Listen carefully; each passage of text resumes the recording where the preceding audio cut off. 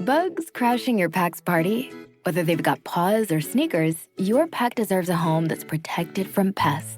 That's where Wondercide comes in. Plant-powered protection made with steam-distilled natural essential oils that actually work. It kills and repels fleas, ticks, mosquitoes, and ants without questionable ingredients or overpowering smells.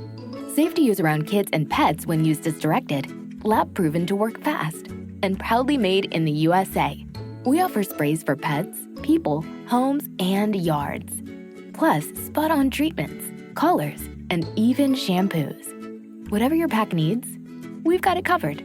Founded by a pet parent looking for a better way to protect her dog Luna, Wondercide's now protected over 21 million lives and counting. You might have even seen us on Shark Tank. Go to Wondercide.com and use code WONDER20 for 20% off your first order. That's WONDER20 at Wondercide.com. Wondercide. Protect your pack with plant-powered Wondercide today. Hello, this is Chris Haskell from They Live by Film. For those that don't know us, Adam, Zach, and I, we built a podcast over the last 2 years that's a combination of film discussion from 3 very different perspectives, as well as industry interviews with the leaders in boutique Blu-ray and 4K community. We started with Deaf Crocodile, but over time we've been lucky enough to speak with Arrow Video, Severin, Mondo Macabro, Vinegar Syndrome, Radiance, Indicator, most of the OCN partner labels. It's been a blast. You can find us wherever you podcast, and also actually recently as part of Someone's Favorite Production Podcast Network. We hope to see you online.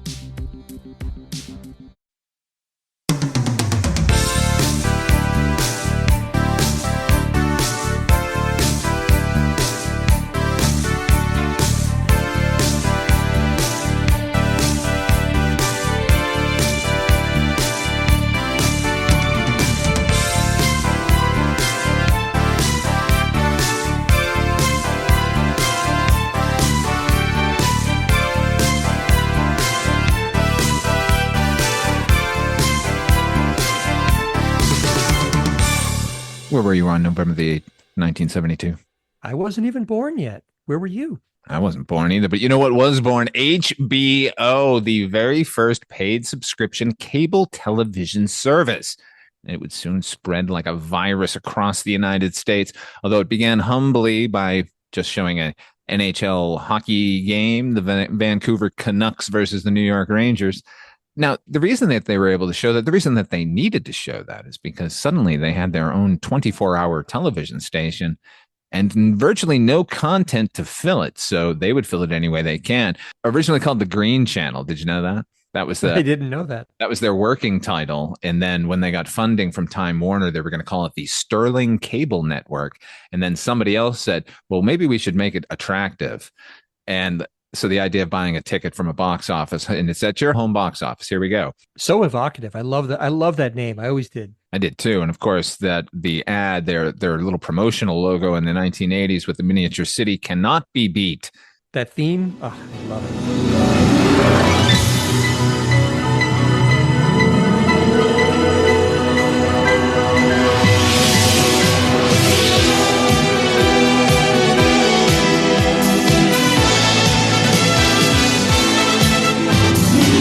HBO was the first of many stations. They'd soon spawn Cinemax. Showtime would jump onto the scene. There were a whole bunch of local cable networks. That the Z Channel was a paid cable network in Los Angeles, pretty famously.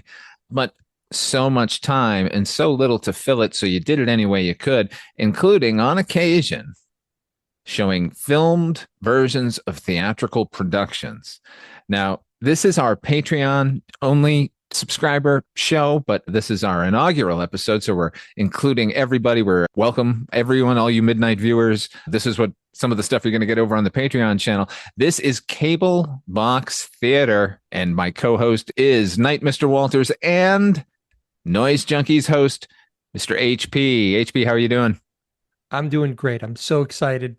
These are real great memories from when I was a kid watching these old cable shows. So I'm really excited to talk about this with you. As such, we're going to be taking a look at a lot of these theatrical productions, and you can too, because everything we're going to be talking about, we're going to be spoiling. But everything we're going to be covering here at Cable Box Theater is available for free. Our choice tonight is available on YouTube, so you can go watch that right now if you'd like, and then come back, and we'll be waiting.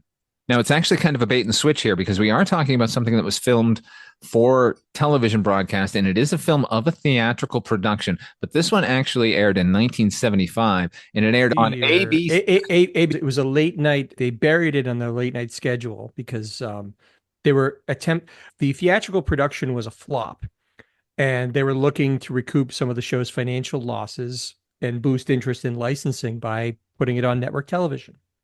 And how coincidental that with the recent resurgence of the DC universe with James Gunn at the helm, and the first character he's decided to tackle is Superman. And way back in 1975, February the 21st of 1975 on ABC, they aired It's a Bird, It's a Plane, It's Superman.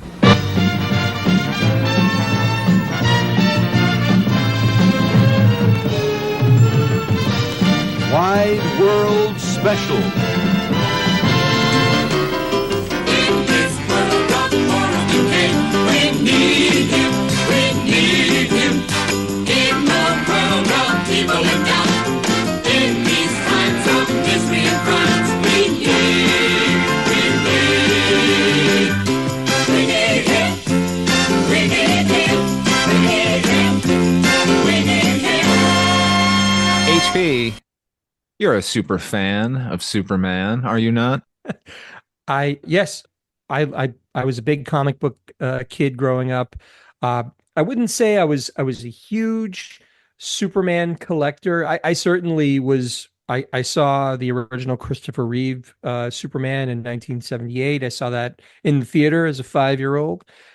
He, in fact, did make me believe a man could fly. And just in terms of pop culture, I've always been fascinated by Superman because, well, I mean, we're not going to go into it here. But I've always loved Superman. So I was really excited. I own the Broadway cast production of the soundtrack to this show from 1966. To be really honest, brutally honest, I've never been able to get through the whole thing for one reason or another. So I was excited to actually see this production of that show. What were your thoughts going into this? I know obviously you were big into comics as well, just like I was. What were your thoughts coming into this? I was always a big fan of Superman as a comic character, though preferred to see him cinematically. I wanted to see him fly around. I loved all of the old serials, and the television series from the 1950s with George Reeves and the old Fleischer cartoons. I was not so much into the comic book. For some reason, I do need to see Superman flying and not a drawing of him doing that. Superman was certainly one of those. For me, it was like an old guard. I was always more of a Marvel kid growing up because Superman always seemed to be a bit of a fuddy-duddy. That's terrible. Only a fuddy-duddy would actually say fuddy-duddy nowadays. But he was always more of a, the Boy Scout, kind of boring as a comic, I think.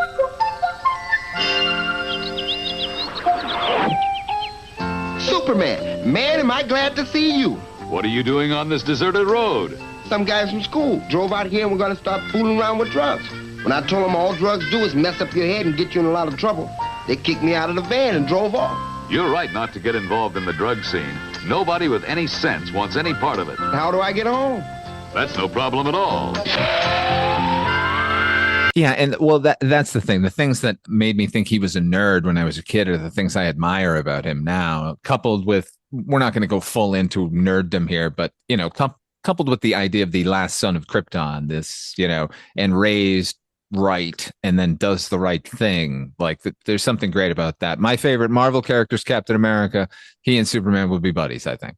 At least the incarnations of Superman we got up until the 1980s when suddenly everything became gritty and dark, especially in the 90s. Oh my God, he has to die. Anyway, back in 1966, no one was really thinking about Superman too much. But you know who was? David Newman and Robert Benton, screenwriters of Bonnie and Clyde. They wrote the book. Charles Strouse wrote the music with lyrics by Lee Adams. I would say that they chose to adhere strictly to the idea of Superman that they were given in the comic strips in the 1930s and really didn't pay any attention to anything past that decade, even though it was a contemporary set play. Agreed, but I think I would go further and say I believe they were also influenced by the 1966 Batman television show. The campiness of that can't be overstated with this production, both the Broadway production and consequently this televised version of it. There's a lot of biff bang pow at one point, and it's really honestly, well, we'll get to it, but it is almost playing as a slyly sort of satirical look at Superman instead of an actual story in the Superman universe, basically. Well, it's funny you should mention Batman. This was a flop on Broadway. It only played for 100 and something performances. It, basically played for 6 months, effectively. But the creators of it felt as if the Batman had taken the wind out of their sails, because why do you need to go see a parody of old cartoons and comic strips at a theater when you can just sit at home every week and watch your favorite stars guest starring on this campy, fun romp? Well, the other thing that I couldn't help thinking as I'm watching this is, well, number one, let's just say like Superman is almost incidental to this production. He really doesn't feature that much in it. It's mostly about his antagonists and the things happening to them. But what you would get, at least in an average episode of Batman, that you don't get here much at all, is some action.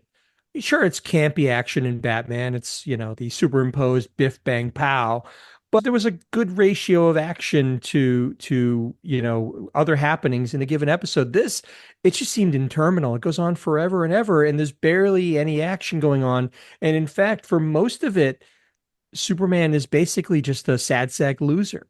That was my impression as I'm watching this. It was awful. As campy as the Batman television series ever was, they were complete comic book stories in a half an hour, or a couple of episodes, obviously, because it was serialized on same bat time, same bat channel. They were telling you a story about Batman and fighting his villains.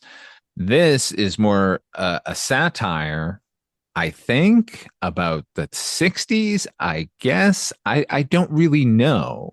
The plot, such as it is, involves Superman pining for Lois Lane, who only has eyes for Superman. Like, that's the same Superman plot we're going to get in everything, but it's really clumsy here, and Superman is a loser and nobody likes him, and neither does the audience.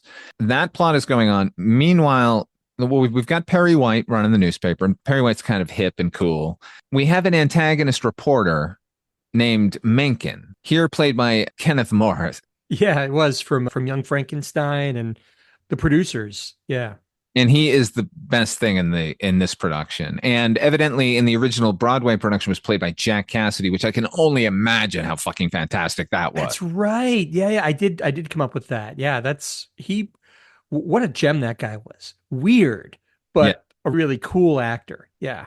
He had a pretty spectacular episode of Night Gallery, which we covered on Midnight Viewing. And he also had a great episode of Columbo. He sure did. Remember that? He had a few episodes of Columbo. That's true. He was in a couple times. I'm thinking of the one where he was the magician. I love that episode. I can't think of the name of it, but yeah. Okay. So the major plot, such as it is, there's a scientist who wants to get revenge on the Nobel Prize Committee, and he's going to use Superman to that.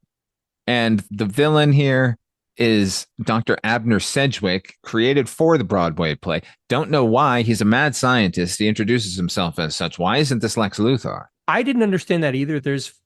One of the big problems I had with this is there's far too much that was created just for this production. I can't imagine in that sort of period of time that it's not as if there was a licensing issue where they couldn't use Lex Luthor.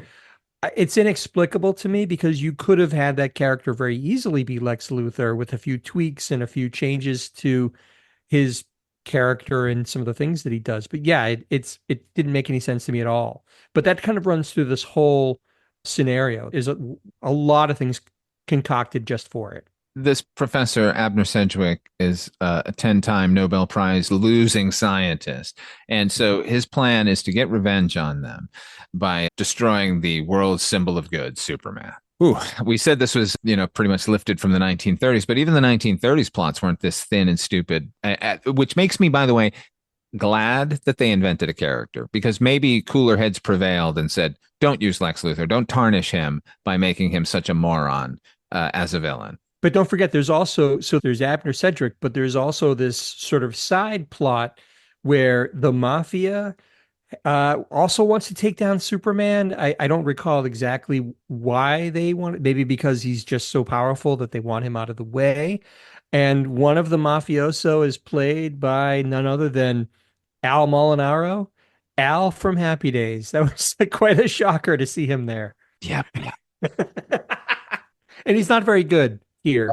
No, he can't really sing. Nobody can really sing No. in this production, it would seem.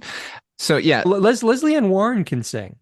And Loretta Swit is actually the best singer out of all of them. okay, didn't mention her. We have to mention her. She's part of the plot here.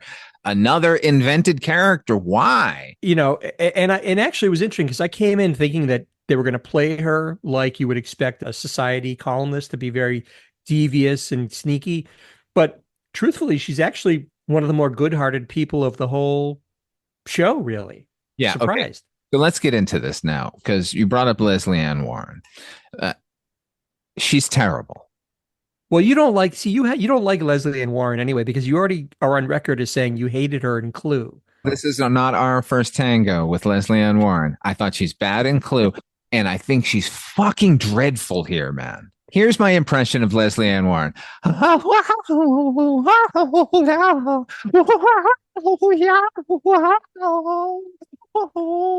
That's Leslie Ann Warren from beginning to end in this.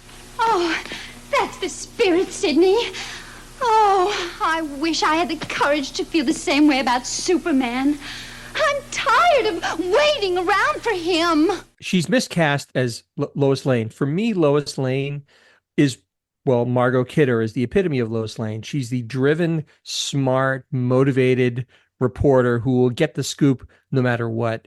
Leslie Ann Warren plays her more like kind of a bubble-headed sort of waif who is obsessed with Superman, but doesn't really understand what's going on, or she doesn't have a lot of agency in this production. So yeah, she's maybe miscast, but I don't think that's she does the best with what she has. That's the part that's written.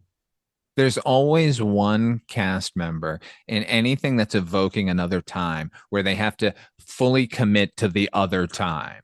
Like, oh, this is kind of a screwball comedy we're doing, so I'm going to play it just like they would have played it in 1939. No, don't do that.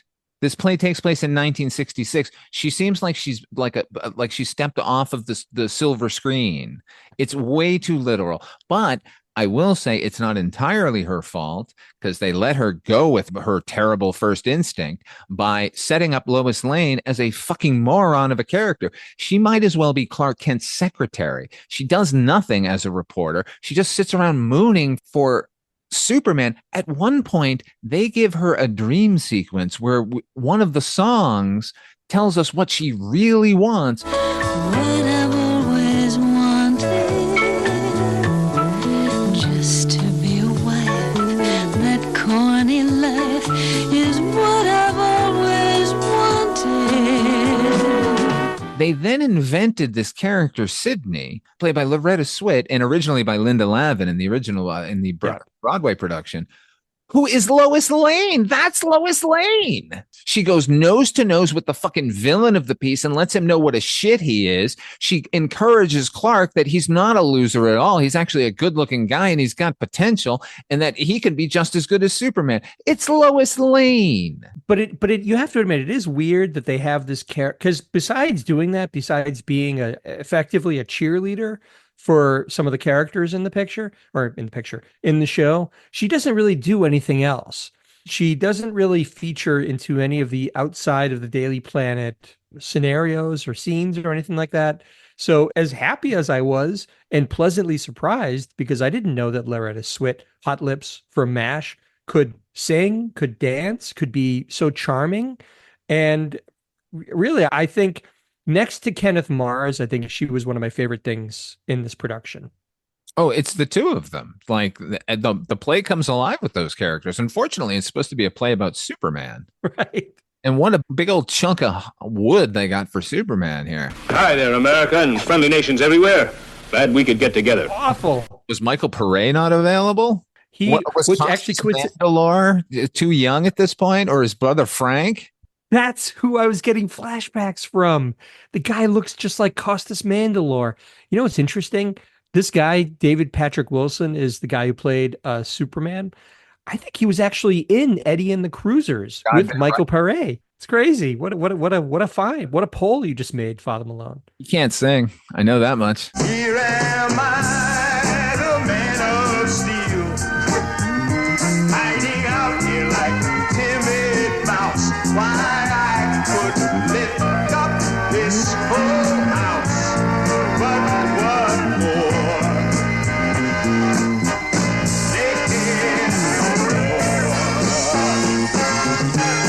Part of his set of skills as Superman is not super singing. He's so bad. His costume is ill-fitting. He's just a schlubby guy, and there's zero charisma going on. I mean, it's Superman. Look, you and I grew up, Father Malone, with the really at least up to this point, the definitive Superman, Christopher Reeve. The man played Superman beautifully. He played Clark Kent to a T. He was nebbish, but there was a smirk about his performance, Christopher Reeve. But with this guy, David Patrick Wilson, you just get nothing from his performance of Clark Kent. He's just a schlub. He at one point he's typing and he gets his tie caught in his typewriter and he has to sheepishly get up and, oh, I'm sorry, I got my tie. Boy. No, then he terrible. lifts the typewriter and walks off set with it. Right. And not only that, speaking of the ill-fitting Superman costume, even worse. I don't care what a schlub Clark Kent is. He's supposed to look sharp. They've got him with the undone tie, the top button unbuttoned so the collar is open, fedora back on the head, just he seems like Clark Kent at the end of the day. In every Right. Not that Clark Kent is supposed to be Mr. Charisma, but he is, like you said, he's supposed to be sharp. He's supposed to be, he's supposed to be a good reporter is what he's supposed to be. And you get none of that. You don't get the impression that this guy can add 2+2, let alone write an effective column about Metropolis in any sense. He's terrible. They've chosen to turn Superman into the front page. Well, it takes place at a newspaper, so we'll just set the whole thing in the newspaper, and then we'll cut away to a couple other things. But really, we're just interested in what's going on here at this newspaper, and that's fine. It could have been good if they had somehow figured out a way to make Lois and Clark as interesting as Sidney and Mencken. You could do it. You don't. I mean, they're going for, like we said, more of a satirical look at the character, which I guess I've read enough parodies of Superman and actual comic parodies to know that it can be done. There's a way to do it. But if you're going to go to a live show featuring Superman, a play like this, I guess I would just expect more Superman and more action and more interest. But you don't really get any. I mean, Superman doesn't feature into it until really the last third of this production, which and even that half of it is him openly weeping on his couch and sucking his thumb for reasons I think we'll get into. But it's just, by the time you actually get his triumphant finale where he beats up all the bad guys, it's too little too late. Even that's played kind of goofy. It's very Batman 66. Very Batman 66. And for the television version here, they've got, they apparently cut a bunch of numbers, mercifully, and added Gary Owens as a narrator. Also, evidently, they updated some of the musical numbers to make it more contemporary for a 70s audience. I did not go back and listen to the 66 soundtrack because I heard the songs here and I did not enjoy them. There's some updating of the instrumentation, certainly. I think I detected a little bit of groovy bass and some chica guitar at times. Yeah. I didn't have the stomach to go back and re-listen to the 66 soundtrack like you. Some of the dialogue, I think, had been updated. I think there's that whole climax with Siegel and Schuster proxies saying how they're freaks, and Oh no, that's you in know stage production. that part is in 1966. Really, they Yeah. talked about Yeah. freaks and all that. Wow. Yeah, we didn't mention that there are two peripheral characters who show up on the campus that Dr. Abner Sedgwick is staging his villainous plot from. Jerry and Joe, two kind of hippie dudes who are cheering on Superman. And then later on, when Superman gets into trouble, they basically rescue him and let him know that he's all right, man. Even though you got problems, man, it's all right. It's cool. You can be a freak. We're all freaks, baby.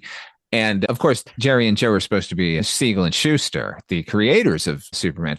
Ironically, not invited to the original Broadway production, nor could they afford a ticket. Yeah, that's a sad tale. Siegel and Schuster basically having their creation essentially just stolen from them, but that's a story for another time. But yeah, some of the, I mean, but I think more often than not, we're talking about the soundtrack, the 1975 production that we're discussing. I couldn't, most of it is played in the style of, corny 1930s musicals anyway. So I couldn't detect much of an updating there, if anything. Some people really like that kind of thing. I wasn't really a fan. I liked one song in it, and I think it's the only song that sort of had a life beyond the musical. That's the You've Got Possibilities song. Linda Lavin did it originally, but it's the Sydney song to Clark Kent, letting him know that he can be better than he sees himself. Haircut, simply terrible. Necktie, the worst. Bearing, just unbearable. What to tackle first still? You've got possibilities, though you're horribly square. I see possibilities. Underneath there's something there. Around the same year that the play came out, Peggy Lee did a cover of it, which is pretty fucking fantastic. I think that is, from just what I've gathered informally online, I think that's, if anyone's going to pull anything of any lasting value from the production, I think it's that song. It's You've Got Possibilities. I think if you go to YouTube, there's performances from local productions all over the place of just that song. It was worked into many, many performances in many, many lounges over many, many years. Yeah, the song I like that song. That was fine. The song that I pulled out of this as being my favorite was not that. The one that I really liked, and it's telling that it's another Loretta Swit number. It was called Ooh, Do You Love You, which is her. So this Mencken, this sort of up to no good reporter, she is talking to him about how the only person that he loves is himself. And this song is basically just telling him, like, you had love at first sight and it was you. It's a great song. From the moment you saw you, how your heart began to pound. It was not infatuation. No, it was much more profound. Then you smiled and you trembled, and the thunder rolled above. On that day you can't forget, as you lit your cigarette, you just knew it was love. I can't overstate the fact of how charmed and how surprised I was by Loretta Swit. I thought she was really good in this because I only knew her, like I said, from watching her on MASH, and she was on Love Boat. She did a few other things, but she had range, and I thought she was quite good in this. But then again, compared to the likes of David Wilson and David Wayne as the mad scientist, Abner, he's having fun. I have to say, like, David Wayne is clearly enjoying what he's doing, but it's so corny. He has a duet with Kenneth Mars that is just groan inducing, right? Terrible. And here's the thing. So Lois Lane and Sydney, they should just be combined into one character, and that's Lois Lane. And then Mencken and Sedgwick should just be combined into Lex Luthor. Like, the song that she sings to Mencken could easily be sung to Lex Luthor as well. Yeah. Or it could have actually been him singing that song to himself, reflecting on the fact that he loves himself. I could see that happen. You could have condensed a bunch of these characters into one. I thought it would have worked probably better. because it was one thing that we have to bring up because we haven't brought it up yet is the sets drove me crazy because I mean I think what they're trying to do is go for a comic book meets reality sort of a thing. So what you have is they're in the Daily Planet office, for example, and there's a bunch of desks and people working and typewriters, but the periphery of it and the doors and the windows, everything looking out along the periphery of the set is done in black and white line drawing. So you have a window and the window frame is drawn. It's almost like it looks like it's drawn in permanent marker of some sort. I understand what they're going for, but to me, it just looked cheap and awful, like a children's middle school production. What did you think of the sets?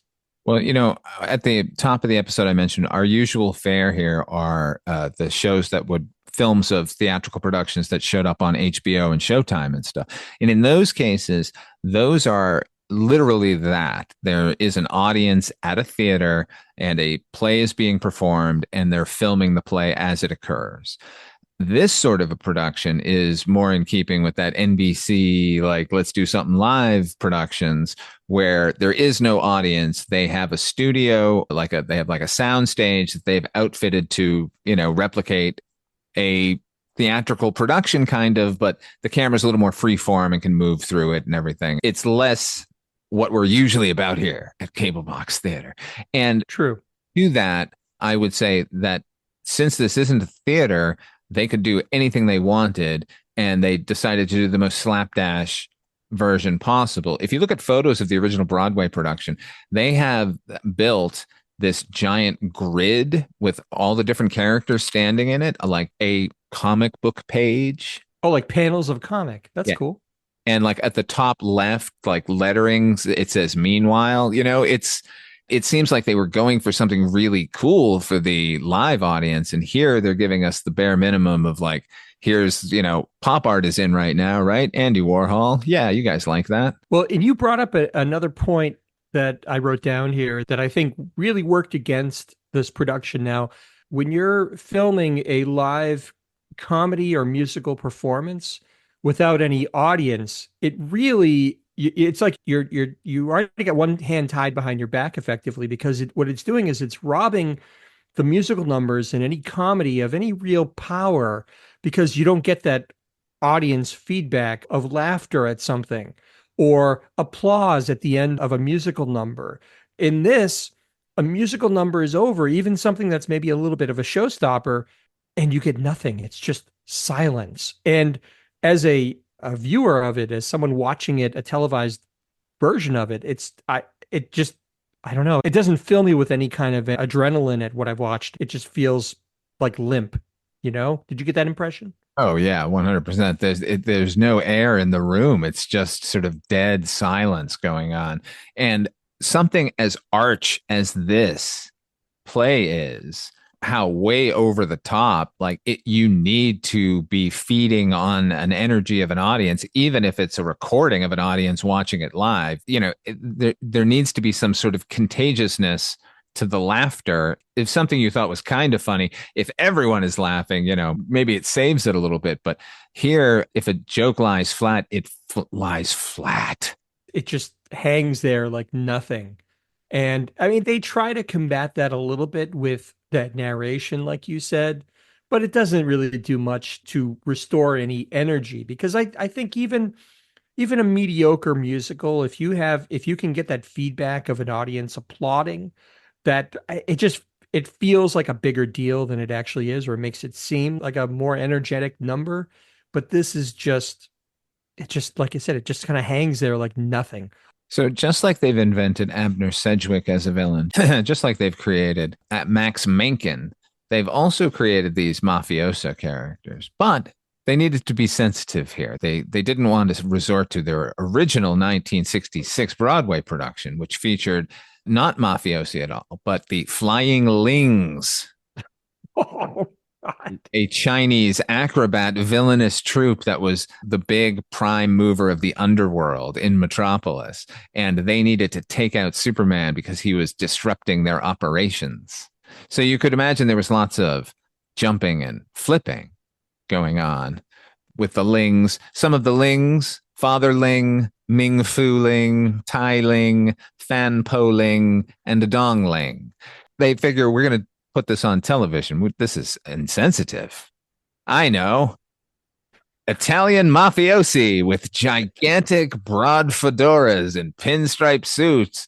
And they all talk about, hey, boss, what you doing, boss? They wrote a song for these fools about how great the country is because they want to steal everything. Well, not only that, that the song, there's a line in the song that I wrote down where they say it's a swell country where there ain't no gun control. It's a rich country full of old and trusting souls. It's a swell country without no gun controls. It's a swell country, every man is on his own. You can reach greatness. Just look at Al Capone. Our lawyers are terrific. They know just what to try. Our politicians are the best that you can buy. Even back then, this is the villain crowing about how this is a country that's swell because there's no gun control. And here we are. We've learned nothing as a country since then. It's depressing. What was interesting when you just said that this was originally an awful Chinese stereotype, one thing they forgot to update is at the final song or the finale of Superman finally getting his mojo back, he's beating up all of these mafioso that are coming at him and acrobatically doing their thing. There is a line, one of his lyrics does reference karate. The karate is okay. That must have been a callback to the original because these mafioso aren't, they're not coming at him with karate moves. They're just swinging at him with sledgehammers and things like that. Yeah, but they figured, oh, they're just going to think he's talking about fighting. At least they had the good sense to update it there, because I can't imagine how, even in 1975, how culturally insensitive that would have been. Not that to your point, not that the Italian stereotypes are much better, but boy, it had to be an improvement in some minor way. But I guess cartoonish versions of, what were already cartoon versions of gangsters, this ultimately, there were villains to be had. I just don't understand why they're creating anything at all. Like, it's not like Superman doesn't have his own rogues gallery. When I think about it, though, there is a modern analog to this. If you recall, a little Broadway production called Spider-Man Turn on the Dark or Turn Off the Dark. Was it Turn On or Off? I don't remember. Turn Off the Dark. Turn Off the Dark, which was the soundtrack was by Bono and the Edge of U2. Correct me if I'm wrong, but I think all of those supervillains were created for that show as well. I don't think they used any of the canonical Spider-Man foes. Am I wrong about that? I think it started out that way. And then they added the Green Goblin. That's right. There was the Green Goblin, but I think there was like some kind of like not Madam Web, but another spidery kind of thing with the webs that it would ensnare Spider-Man. Anyway, my point is, I guess this is setting a precedent that maybe that's what they do. Maybe you try to create new villains to offer a fresh experience to the theater goer. For me, I will say, if I were a diehard Superman fan and I went to see this production, it would be disappointing, horribly disappointing, that they didn't go with Lex Luthor. I mean, he is the quintessential Superman villain, right? Yeah, you can't have it without him. I'm sorry. It just doesn't work if he's not there. I mentioned that we have a chunk of wood here as Superman, right? And I think a better performer could have done better, because the problem is the book, it leans into camp if you want it to. Unfortunately, our two leads have fucking taken that and run away with it. Well, at times it felt like I was reading a Mad Magazine parody of Superman, and that's clearly what they're going for, because what you have is Abner's scheme to basically make Superman a pariah and hated by the general public. The capstone of his plan is he goes to visit Superman to talk about everything, basically, psychoanalyze him. And he basically convinces Superman that everybody hates him, that he's a loser, that he's better off just not being Superman anymore. And the climax of it is, as I said at the top of this episode, Superman in the fetal position on a couch, sucking his thumb, crying, saying, I can't be. No one wants to see Superman in the fetal position, sucking his thumb, crying about how everybody hates him. Nobody wants that. The scene you're talking about, the fucking mafioso come in and kidnap Lois Lane in front of him. Grab the girl, reporter! Oh, Superman, save me! Save me! I can't. I'm paralyzed. Grab the girl! Freaked out. Oh, it's all psychosomatic, but there's no time for therapy. You must save me now! How? I don't mind Superman having a crisis of conscience and an existential dread moment, but he can't do that in spite of Lois Lane being put into peril. That's a fundamental problem. It is. For me, if Superman is going to have an existential crisis, I want him to have a 5 o'clock shadow sitting in a bar in the daytime, flicking beer peanuts into a mirror, bellowing at people, "What are you looking at?" And eventually climax in him fighting himself in a junkyard and the good Superman prevailing. That's what I want. That's Superman 3, by the way. But anyway. Well, obviously. And I agree with that. I think they were going for some sort of mid-60s parody here, where basically this entire play is a really bad stand-up comics. Like, I think it would go a little something like this. Like, that's what this is over and over again. What we're getting is Super Duper Man. That's what we're getting. It's the mid to late 60s parody of Superman played broadly and played for laughs. Like, hey, let's tweak the nose of the legend of Superman just a little bit. That's not what I want. And they kind of try to have their cake and eat it too by having him bust in with some action at the end. But like I said, it's Batman 66. Like I said, there are ways to do something smart and satirical around Superman, but this ain't it. I would like to see another production. I would like to have seen the original production with Jack Cassidy and Linda Lavin in it. I can't speak to the other performers of that, but like I said, I think something could be wrung out of this. In 2010, they did a revival at the Dallas Theater Center where a new book was written by Roberto Aguirre Sacasa, pardon me, who would eventually take over Riverdale to end both Archie comics and the Riverdale television series. Oh, that's the guy you were talking about. Okay. I see that. Yeah.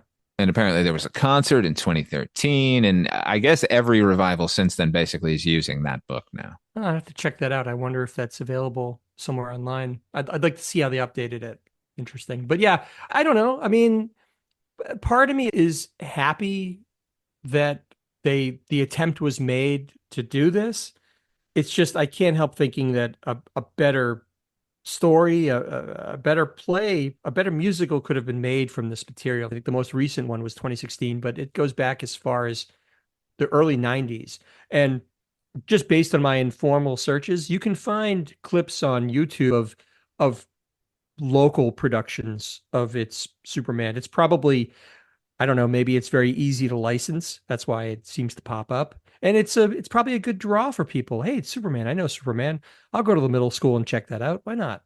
Well, I'm just looking at the cast list of a recent revival of it. And I think this is with the updated book where the characters are listed as the Court Jester, the Scarlet Widow, Kazam, Marilyn Nesbitt, Jack in the Box, Blackbird, Jupiter. Yeah, I think they have updated it significantly. If I knew that it was updated, I might take a chance if there was a local production of it, maybe in Boston, like a Broadway in Boston kind of thing, or a touring production. I'd check it out. Couldn't be worse than this, that's for sure. The one thing that the 75 production has in that sense is that at least the instrumentation, as we mentioned earlier, is somewhat updated. So that's a little more contemporary, and that's probably more pleasing to my palate. Whereas I think the 66 one is played a little bit more cornball and straight. But maybe I should go back and check it out again. I don't know. Maybe I'd be surprised. Well, I think his sensibility for the music was a bit off here, but he would get it right. The comic book musical just a decade later. 2 years after this aired, he wrote the music for Annie. Really? I didn't know that. That's interesting. He That was also a did huge Bye hit. Bye Birdie, which when you hear that, like it makes a little more sense, like what he was doing with Superman as character. I agree. I would have loved to have seen Jack Cassidy as Max Menken because that part seems very much in his wheelhouse. I'm sure he was electric. And that was a criticism at the time that he was so good that, as you mentioned at the top, like people were like, where's Superman? Like this play is all about that guy, Max Menken. I'm looking at the album cover for the 66 soundtrack. Jack Cassidy is top billed. Oh, yeah. And his font is a little bigger than everybody else's. It's kind of funny. Well, he's a big star at the time. Yeah. No, he deserved it. That guy, he could do it all. Is it fair to characterize it as a Noble failure, or is Noble giving it far too much credit, Father Malone? I think you can see the bones of something interesting here, but I think this production of it, other than as a curiosity piece and maybe as a waypoint toward the original or some updated version, some other version of it, I think it's worth a look. But other than that, it rubs me the wrong way in a lot of different ways. I don't think the music is necessarily up to snuff. But you know what? You are correct about Loretta Swit and Kenneth Mars are so fucking good in this that every scene they're in is definitely worth a look. And this is on fucking YouTube, so you can actually just look up their scenes and watch them. And I think that would be delightful. I don't know that you need to sit through all 2 hours of this. And I can only imagine what the even longer version, because they cut this down for television version, must be. Yeah, because I think all told, the one that I watched on YouTube, I think it ran about 90 minutes or so. It was not an incredibly long sort of part of my life that I had to devote to this. It's worth it. I would say check it out. You can't beat the price. It's free. So, see for yourself. Maybe you'll see something in it that we didn't, but it's worth checking out for sure, for free. Thank you all for joining us on our inaugural episode of Cable Box Theater. From now on, if you want to continue listening, well, just head on over to patreon.com/Father Malone, as Cable Box Theater is a Patreon subscriber show. One of the many free bonus things we're doing on over there. HP, when you're not here, where are you? I know you're hosting night, Mr. Walters and Noise Junkies. But let me step in. Everyone go listen to Noise Junkies. HP is the current host, the ringleader, the great Babu. Yep, I've taken on the mantle of the curator of Noise Junkies. Check that out. Some new episodes coming on a semi-regular cadence. You can also check out my Bandcamp site, hpmusicplace.bandcamp.com. I do have an EP that is very close to being complete. So some new content finally there. And as Father Malone mentioned, Night Mr. Walters, a taxi podcast, myself and Father Malone, good times, fun taxi stuff. Check that out as well. And as for me, you're listening to this show here. We're going to be back next week with more midnight viewing with Father Malone's Weekly Roundup. We're going to be looking at least one movie I know about. That's John Carpenter's The Fog. That'll be next Monday. And then the week following, or the Friday following, will be another Tales from the Dark Side. Thank you all for joining us here at Cable Box Theater. We'll see you next time. Or something. I don't know. I got to come up with a catchphrase here. Bye-bye. Just try one. If you don't like it, it's easy to give up. Uh-oh, nicotine. I'd better move fast. Up and away! Go on, kid, go on. He's Superman! Superman, is it hard to give up smoking, or is it easy like nicotine says? You no good windbag, nicotine. No, Superman. Leave me one. Please, I need one. Just... That's how hard it is. And that's why I never say yes to a cigarette. What's eating you, Superman? Well, they won't let me play with them. Why not? They say I'm too good. I know how you feel. Why don't you try the Air Force? Will they let me play the outfield? Well, ask your nearest Air Force recruiter. I will. I'll do it. How about you coming along? You could use a job, too. It's a bird. It's a plane. It's... Underoos! Great Minerva. It's a real change of underwear. Wearing underoos is fun. And you can choose from more than one. There's Wonder Woman. And Shazam! There's Aquaman! There's Spider-Man!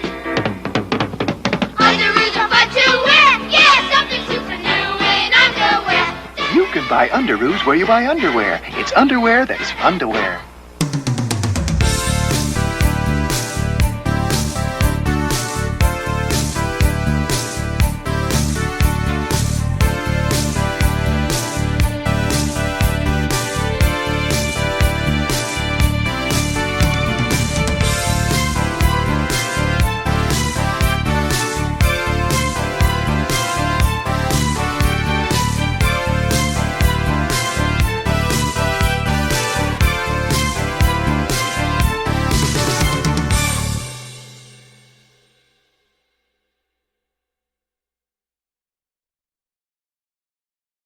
Hello and welcome to Tumbleweeds and TV Cowboys. My name is Hunter.